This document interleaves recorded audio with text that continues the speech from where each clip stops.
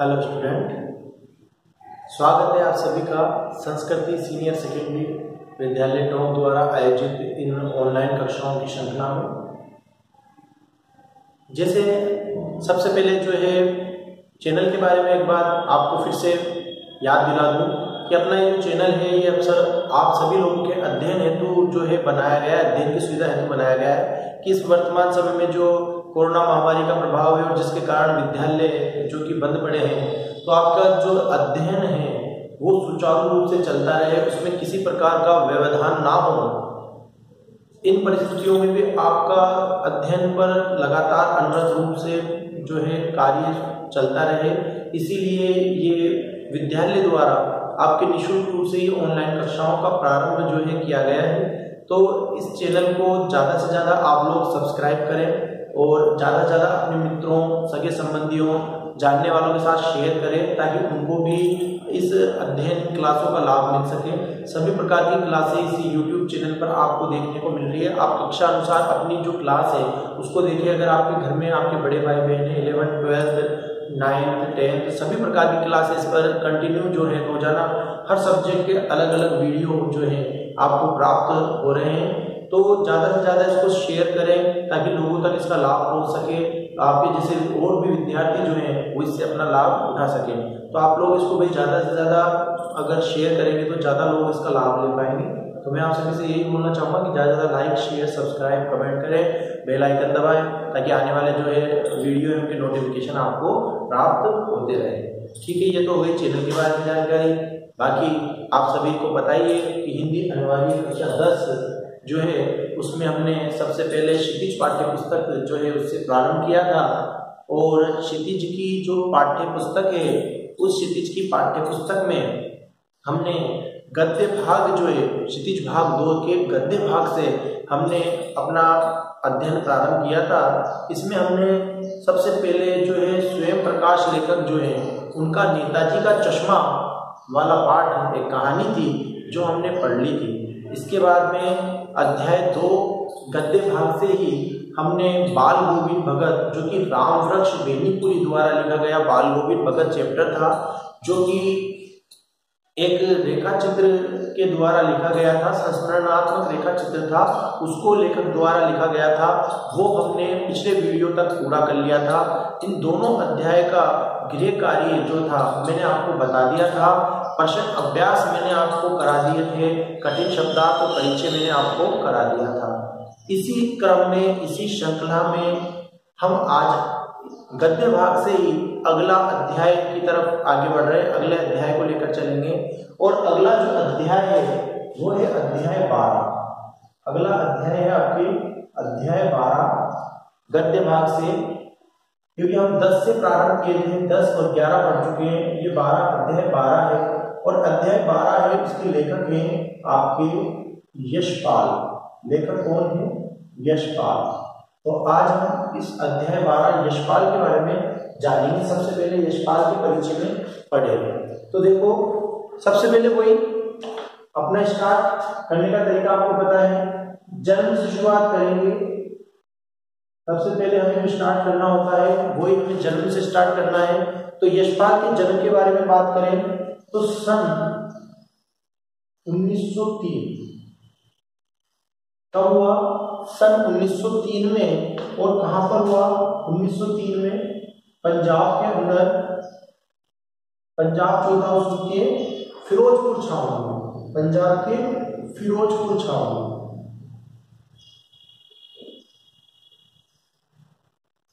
फिरोजपुर छावनी। देखो भाई, यशपाल का जन्म की बात करें तो यशपाल का जन्म सन 1903 पंजाब फिरोजपुर छावनी के अंदर, यानी पंजाब की फिरोजपुर छावनी में। अब जन्म कर दिया है, जन्म लिख दिया है, तो साथ के साथ में मृत्यु भी हमें लिख देती है, यानी जन्म के साथ ही हमें मृत्यु भी बतानी है। मृत्यु, अब मृत्यु की बात करते हैं तो मृत्यु हुई इनकी सन 1976 में। 1903 में जन्म हुआ, पंजाब फिरोजपुर की छावनी में मृत्यु हुई सन 1976 में। दो इंपॉर्टेंट बात हमारे सामने आ गई है। अब जन्म मृत्यु हो गई। अब एक बार स्टार्ट करते हैं और मुख्य मुख्य परिचय संबंधित बातें बोर्ड पर अपन लिखते चलेंगे, सीखते चलेंगे और उसको याद करते चलेंगे। देखो, यशपाल का जन्म सन 1903 पंजाब की फिरोजपुर छावनी में हुआ था। यानी पंजाब के अंदर एक फिरोजपुर स्थान है, वहां पर एक छावनी बनी है, जैसे अपने राजस्थान और राजस्थान में नसीराबाद जो है, अजमेर के पास में नसीराबाद है, अजमेर के पहले, और नसीराबाद में एक छावनी है, देवली में छावनी में से फिरोजपुर की एक छावनी थी, उस छावनी में हुआ। प्रारंभिक शिक्षा कांगड़ा में ग्रहण करने के बाद लाहौर के नेशनल कॉलेज से उन्होंने बीए किया।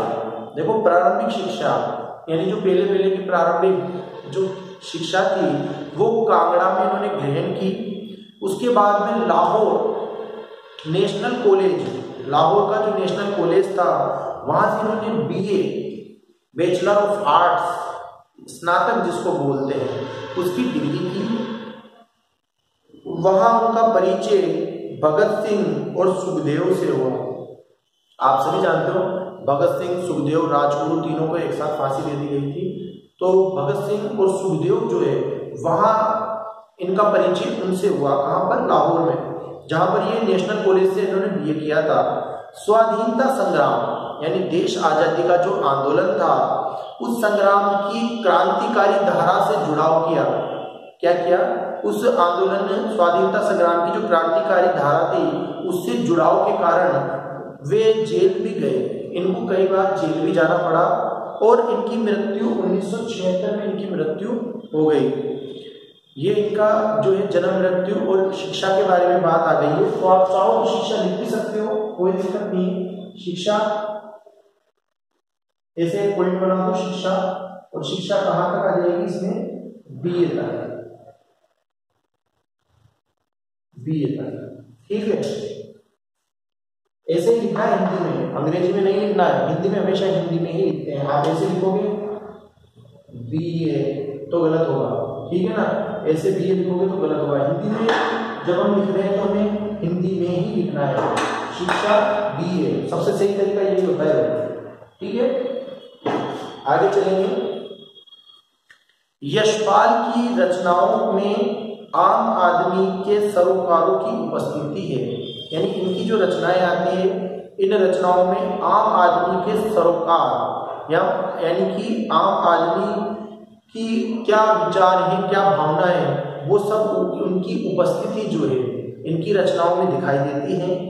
वे यथार्थवादी शैली के विशिष्ट रचनाकार हैं। कैसी? यथार्थवादी यानी वर्तमान से जुड़ी हुई जो शैली होती है उसके एक विशेष रचनाकार इनको कहा जा सकता है। सामाजिक विषमता यानी समाज में फैल रही जो वर्ग विभिन्नता है, वर्ग में ऊंच नीच का भेदभाव है, तो ऐसी विषमता है। राजनीतिक पाखंड यानी राजनीति का जो दिखावा चल रहा है, और रूढ़ियों के खिलाफ, और रूढ़ियां प्राचीन काल से चली आ रही जो बुराइयां हैं समाज में, जिनको हम मान्यताओं को मानते चले आ रहे हैं, उन रूढ़ियों के खिलाफ इनकी रचनाएं मुखर हैं।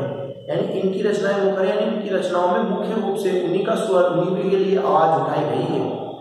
उनके कहानी संग्रहों में, अब इनके कहानी संग्रह तो अपन लिखेंगे, कहानी संग्रह की बात कर रहे हैं कि आ गई है रचना है, क्या आ गई है रचनाएं। तो रचनाएं लिखकर हम जो है आगे चलेंगे। क्या क्या रचनाएं हैं वो लिख देंगे। ज्ञानदान, पहली रचना का नाम आया है ज्ञानदान। फिर तर्क का तूफान, तर्क का तूफान,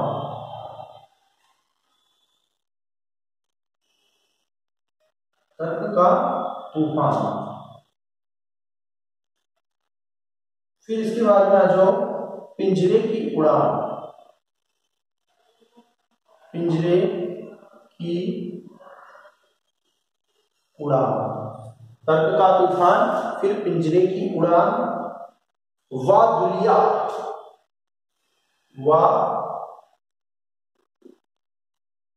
दुलिया।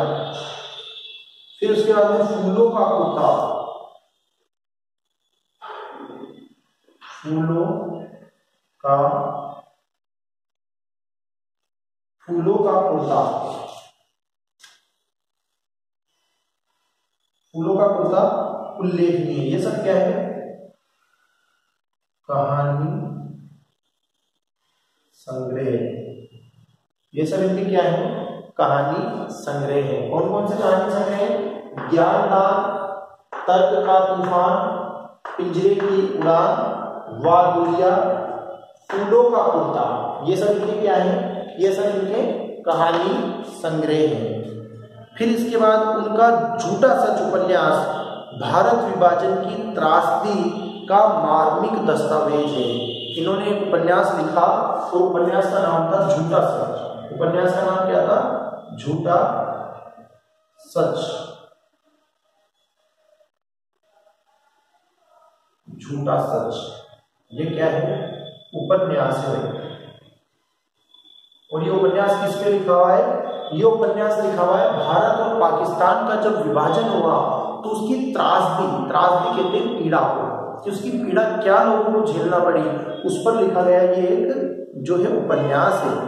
उसका मार्मिक कहते हैं मर्म को छू जाने वाला, मर्म यानी हृदय की भावना है, उनको छू जाने वाला, उसकी त्रासदी को, उसका एक मार्मिक दस्तावेज है। फिर इसके अलावा और भी उपन्यास है। झूठा सच के अलावा ये तो एक उपन्यास है ही था, कबर उपन्यास मिटाकर आगे इन उपन्यास के नाम लिख देते हैं। झूठा सच हो गया। झूठा सच के बाद ये भारत काल विभाजन में लिखा हुआ था झूठा सच को। फिर आगे चलेंगे झूठा सच के बाद में अमिता,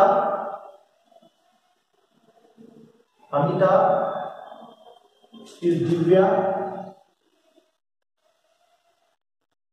अमिता, फिर दिव्या, फिर पार्टी कामरेड,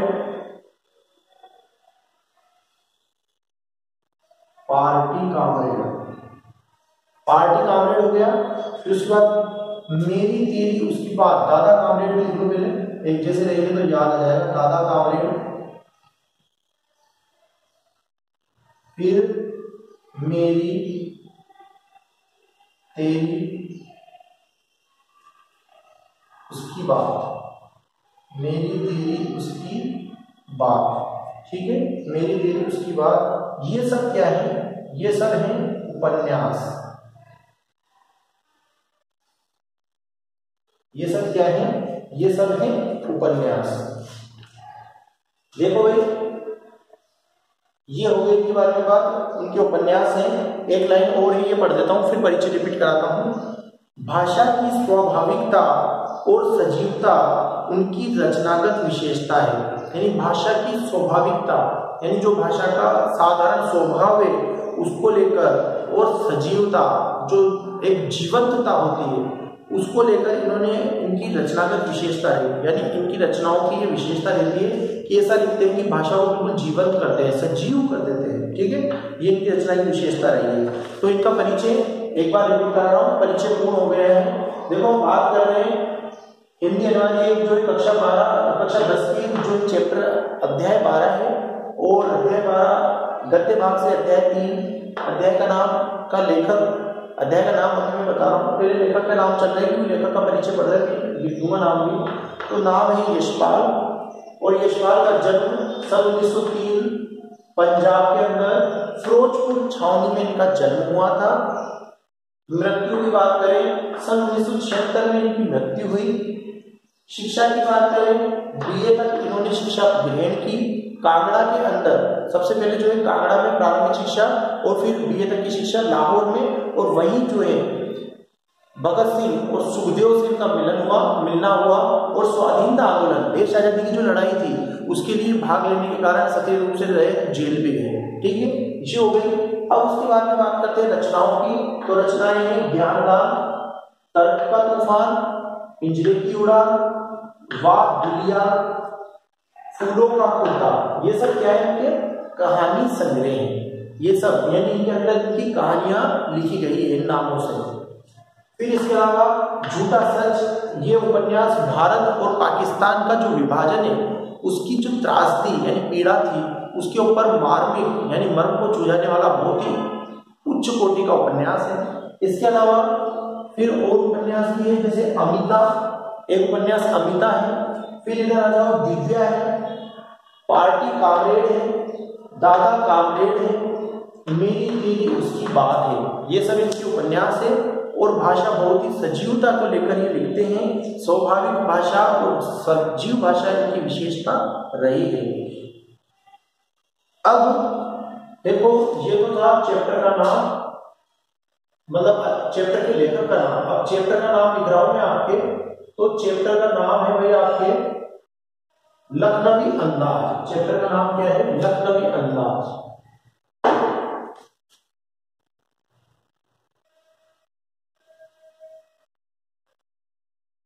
लखनवी अंदाज, ये है आपके अध्याय का नाम जिसको हम पढ़ने जा रहे हैं। लखनवी अंदाज, जब भी नुक्ता लगेगा, ठीक है। अंदाज तुर्की में जो होते हैं ना, जो विदेशी भाषा के शब्द होते हैं, अरबी, फारसी, तुर्की के, इनके अंदर पीछे नुक्ता है, बिंदी लगती है, इस कारण से अंदाज, ठीक है। अब देखो, यूं तो यशपाल, हम पाठ का परिचय पढ़ लेते हैं, लेखक परिचय हो गया कि यूं तो यशपाल ने लखनवी अंदाज व्यंग्य ये साबित करने के लिए लिखा था कि बिना कथ्य के कहानी नहीं लिखी जा सकती। देखो, यूं तो यशपाल ने, कि यूं तो यशपाल जो है, उन यशपाल ने ये व्यंग्य, ये लखनवी अंदाज जो व्यंग्य रचना है, ये साबित करने के लिए, यानी इस बात को बताने के लिए लिखी थी कि बिना कथ्य, यानी बिना बात के भी क्या लिखी जा सकती है? बिना कथ्य के कहानी नहीं लिखी जा सकती है। यानी बिना बात, कोई मैटर नहीं है हमारे पास में, उसके बिना कहानी कैसे लिखी जा सकती है? परंतु एक स्वतंत्र रचना के रूप में इस रचना को पढ़ा जा सकता है। लेकिन एक स्वतंत्र रचना के रूप में हम इस रचना को पढ़ सकते हैं। यशपाल उस पतनशील सामंती वर्ग पर कटाक्ष करते हैं जो वास्तविकता से बेखबर एक बनावटी जीवन शैली के आदी हैं। यानी ये जो रचना है, इसमें यशपाल ने उस पतनशील यानी जो पतन की तरफ चले जा रहे हैं, जो नाश होने की तरफ चले जा रहे हैं, ऐसे सामंत वर्ग जो है, उन पर कटाक्ष कहते हैं व्यंग्य को। तो कटाक्ष करते हुए, यानी व्यंग्य करते हुए लिखी है, जो कैसे हैं? वास्तविकता से बेखबर है। ऐसे लोग हैं जिनमें क्या है, जिनको वास्तविकता का पता नहीं है, जो बिल्कुल बेखबर है और एक बनावटी जीवन शैली जो है उसके आदी है। बनावटी यानी लोगों के सामने बनावटी व्यवहार करना, दिखावटीपन जो है, उसकी जीवन शैली के ये क्या हो गए? आदी हो गए, इनकी आदत हो गई ऐसा करने की। कहना ना होगा कि आज के समय में भी ऐसे परजीवी संस्कृति को देखा जा सकता है, कि कहने की जरूरत नहीं कि आज भी इस प्रकार के लोगों को हम हमारी संस्कृति में देख सकते हैं। तो यानी कि ये जो लखनवी अंदाज है, ये लखनवी अंदाज क्या है भाई? एक व्यंग्य रचना है, व्यंग्य रचना। लेखक ने कैसे लिखी है? ये व्यंग्य रचना के रूप में लिखी है, लखनवी अंदाज जो है। और लेखक ने व्यंग्य रचना के रूप में लिखी है। पहले तो लिखी यूं थी कि बिना कथ्य के जो है कहानी नहीं लिखी जा सकती है। यानी कहानी लिखने के लिए हमारे पास में उसके संबंधित बातचीत या सामग्री होना जरूरी है। जब हमारे पास में दिमाग में किसी चीज का कोई कथ्य होगा, कोई कथन होंगे, बात होगी, तभी जाकर हम कहानी लिख सकते हैं। तो इस व्यंग्य रचना को इसलिए लिखा था। लेकिन बाद में स्वतंत्र रचना के रूप में सामने आई और बताया किसके ऊपर है? लिखी उनके ऊपर है कि जो लोग दिखावटी या बनावटी जीवन जी रहे हैं, उन दिखावटी या बनावटी जीवन जीने वालों के ऊपर ये व्यंग्य करती हुई कहानी है, एक जो है जिसमें पतनशील सामंत वर्ग, यानी जो पतन की तरफ जा रहे हैं, जो जमींदार उच्च वर्ग सामंत वर्ग के लोग हैं, वो पतन की तरफ जाते हुए भी अपने आप का दिखावटी व्यवहार जो है वो समाज में से नहीं छोड़ते हैं। ठीक है, तो ऐसा इसमें दिखाया गया है। आ जाए आप मूल पाठ पर, लखनवी अंदाज मूल पाठ पर आ जाए। पेज नंबर है आपके, पेज नंबर है भाई 79 नहीं 78, पेज नंबर 78 है भाई। पेज संख्या 78 पर आ जाए आप। ज्यादा बड़ी नहीं है रचना, छोटी है।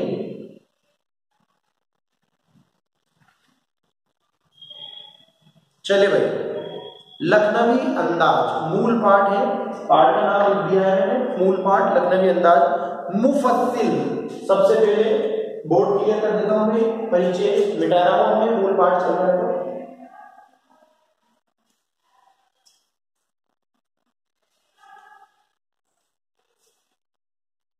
क्योंकि अब मुझे कठिन शब्द लिखने होंगे आपको इस पाठ के लिए, इसलिए बोर्ड क्लियर कर दिया है।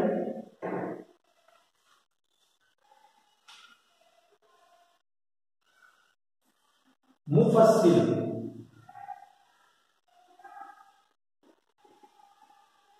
मुफस्सिल, यही है सबसे पहले आपके मुफस्सिल। मुफस्सिल का मतलब होता है मुख्य नगर के आसपास का स्थान, ठीक है। मुफस्सिल यानी जो मुख्य नगर है उसके आसपास का जो स्थान होगा, इर्द गिर्द के भी कह सकते हैं, आसपास भी कह सकते हैं, उसके आसपास का जो स्थान है वो कहलाएगा मुफस्सिल। तो मुफस्सिल की पैसेंजर ट्रेन, मुफस्सिल यानी मुफस्सिल का मतलब है जो मुख्य नगर, जो केंद्रीय नगर था उसके आसपास की पैसेंजर ट्रेन, पैसेंजर यात्रीगण, पैसेंजर का मतलब होता है यात्री, पैसेंजर यात्रीगण,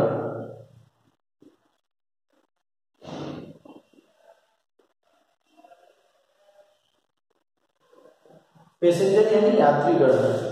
तो यात्रीगणों को ले जाने वाली ट्रेन, ट्रेन यानी रेलगाड़ी, रेलगाड़ी में हिंदी का शब्द नहीं है, हिंदी में लोहा पथ गामिनी यानी लोहे के पथ पर गमन करने वाली, वो उसे कहते हैं रेलगाड़ी, जिसे ट्रेन कहते हैं अंग्रेजी में।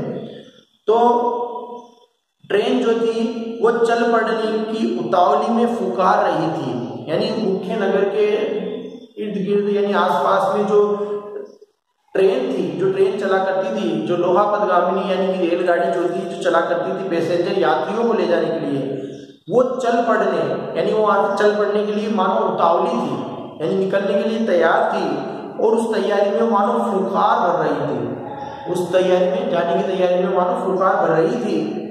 आराम से सेकंड क्लास में जाने के लिए दाम अधिक लगते हैं। अब देखो ट्रेनों में क्लास बनी होती है भाई, क्लास का मतलब श्रेणी, तो सेकंड क्लास लिख देता हूं इसमें, सेकंड क्लास,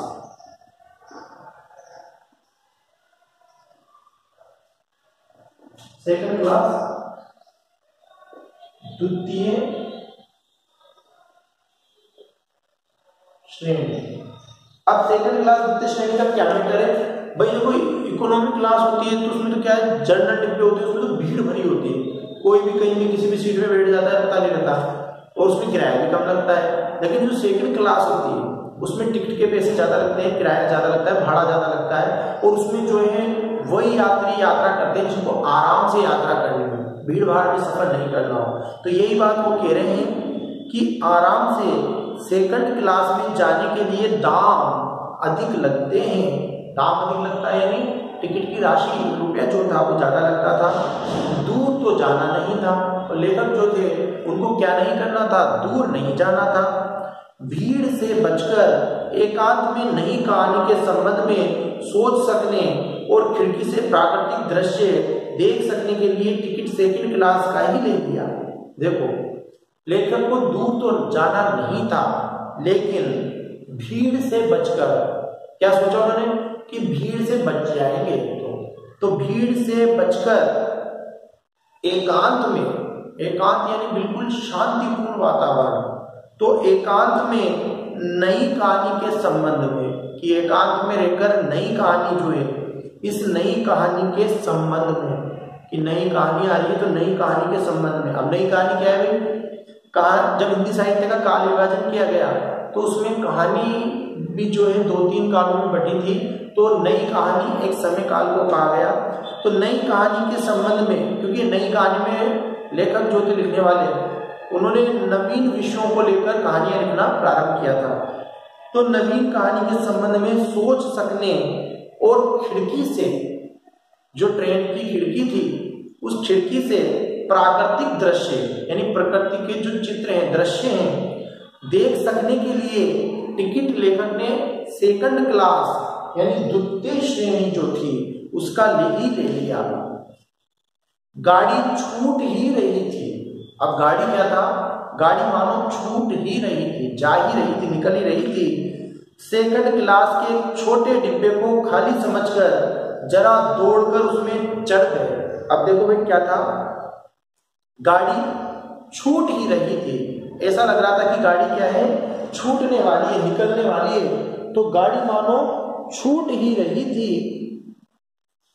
सेकंड क्लास के एक छोटे डिब्बे को, द्वितीय श्रेणी जो है उस द्वितीय श्रेणी के एक छोटे डिब्बे को खाली समझकर, कि हमने समझा ये खाली होगा, तो खाली समझकर जरा दौड़कर, यानी थोड़ा सा मानो दौड़ते हुए, क्योंकि ट्रेन रवाना हो गई थी, तो थोड़ा सा दौड़कर उसमें चढ़ गए, उस डिब्बे में चढ़ गए।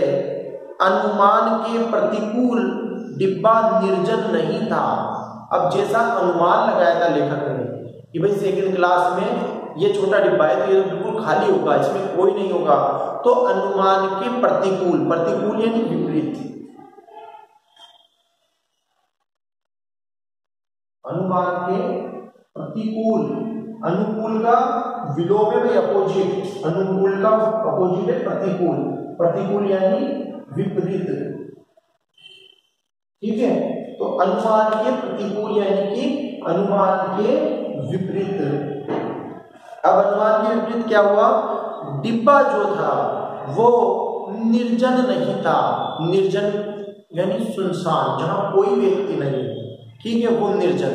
तो अनुमान उन्होंने लगाया था कि डिब्बे में कोई नहीं होगा, लेकिन अनुमान के विपरीत डिब्बा क्या था? निर्जन नहीं था, यानी उसमें कोई ना कोई था।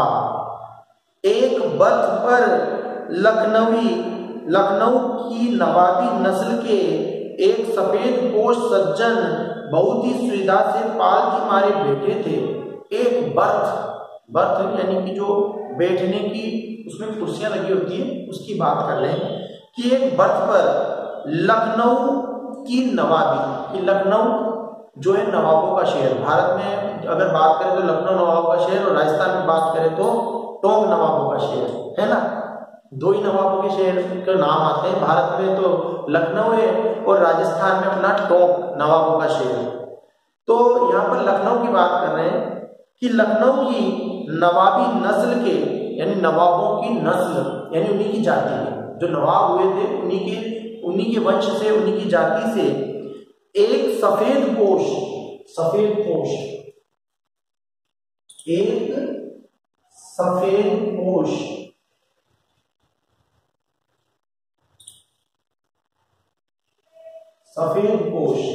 ठीक है। सफेद पोश का मतलब क्या हो गया? सफेद वस्त्र पहने, सफेद वस्त्र पहने। सफेद पोश का मतलब क्या हो गया? सफेद वस्त्र पहने हुए या सफेद कपड़े पहने हुए। सफेद पोश सज्जन बहुत सुविधा से, यानी बहुत ही सुविधा के साथ पालथी मारे बैठे थे। पालथी यानी आलती पालती आसन लगा के बैठते ना, वैसे पालथी मारे बैठे थे। सामने दो ताजे चिकने खीरे तौलिए पर रखे थे, और उनके सामने दो ताजे यानी जो बहुत ही ताजा हो, अभी तोड़कर ही थोड़े समय पहले ही लाए गए हों, ऐसे ताजे और चिकने खीरे ककड़ी जो आती है, खीरा ककड़ी देखिए आपने, वो खीरे तौलिए पर रखे थे। डिब्बे में हमारे सेसा कूद जाने से सज्जन की आंखों में एकांत चिंतन में विघ्न का असंतोष दिखाई दिया। देखो डिब्बा जो था, उस डिब्बे में हमारे, यानी उसका वो जो रेल का डिब्बा था, उसमें हमारे सहसा कूद जाने, सहसा यानी अचानक से आ जाने से सज्जन की आंखों में एकांत, क्यों सज्जन ने भी सोचा था कि हम अकेले हैं, तो एकांत जो था, उस एकांत चिंतन यानी अकेली सोच के अंदर विघ्न यानी परेशानी, विघ्न यानी कि परेशानी, विघ्न परेशानी या कष्ट भी कह सकते हैं, पर कष्ट दुख कुछ भी हम कह सकते हैं विघ्न को। तो विघ्न जो था वो विघ्न क्या हो गया का असंतोष दिखाई दिया। उनकी जो एकांत था, उनकी आंखों को देखकर लग रहा था कि उसमें उनके क्या हो गया, एकांत में परेशानी आ गई।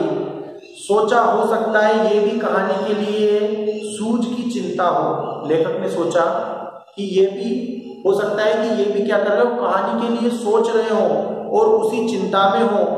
खीरा जैसी अपदार्थ वस्तु का शोक करते देख जाने के संकोच में हो। और लेखक ने सोचा कि ये कौन, ये नवाबी नस्ल के, नवाब के वंश के लग रहे हैं, और खीरा जैसी अपदार्थ यानी खीरा जैसी सामान्य वस्तु के शोक, शोक कहते हैं एक तो होता है सिंगल शोक, ये शोक तो दुख प्रकट करने के लिए है ना, दुख प्रकट करने के लिए, जब दुख प्रकट करते हैं तो ये वाला शोक, और ये शोक आदत के लिए, आदत के लिए मेरा शौक है यानी मेरी आदत है, ठीक है, हम कहते हैं ना ये तो मेरा शौक है यार, गाड़ी चलाना मेरा शौक है, मुझे ये खाने का शौक है, वो शौक यानी आदत, मजे के लिए, मुझे दुख प्रकट करने के लिए, ठीक है। तो अब बात कर रहे हैं, तो यहाँ पर दो मात्राएं शोक के अंदर, तो शोक करते देखे जाने में संकोच हो, उन्हें लग रहा हो कि जो है मुझे सामान्य खीरा जैसे पदार्थ को खाते हुए देख लिया, इस शोक को फरमाते देख लिया, तो उसमें उनको क्या रहा हो, संकोच रहा हो, ठीक है। तो नवाब साहब ने संगति के लिए उत्साह नहीं दिखाया। नवाब साहब जो थे उन्होंने क्या नहीं किया, संगति